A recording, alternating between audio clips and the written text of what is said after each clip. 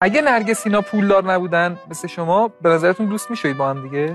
الانم اختلافمون چیزه. کدوم شمایی؟ معلوم نیست. من مستقیمش رو نمی‌کنم کدوم. یعنی علی نه من تو دوستی.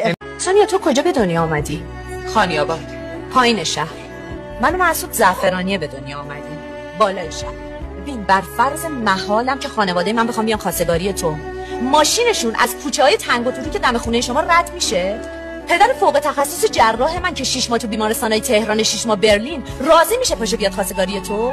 اصلا بابای تو کجاست؟ تو تا حالا تو عمرت قبل از مسعود یه همچین رستورانی اومده بودی؟ چند تا از غذای این منو رو خوردی؟ این سالاتی که رو میز اسمش چیه؟ بخور، خوشمزه است.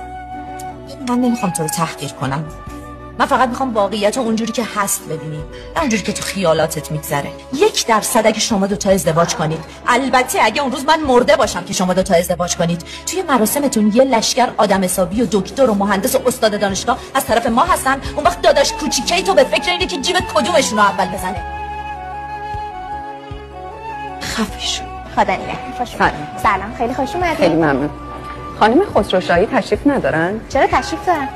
خانم خسروشاهی قابلیتون هم نداره. واقعا کارای عالی برداشتیم. من خودم از این استفاده میکنم. میدونستی من اینجام؟ آلزایمر که ندارم. 4 سال پیشم اینجا مال شما بود نه؟ چیکار میکنی؟ زندگی. عجله داری؟ بله. گفتم اگه عجله نداری بریم بالا یه قهوه بخوریم. عجله دارم. اینا مال خانومه؟ قابلی نداره ببر. 1360. چرا یه شکلی شدی؟ چه شکلی؟ نمیدونم. ولش کن. مرسی. اینو بدین به کارگرتون. عطرای منو بیاره تو ماشین. خیلی ممنون. خانم خیلی ممنون. خدا.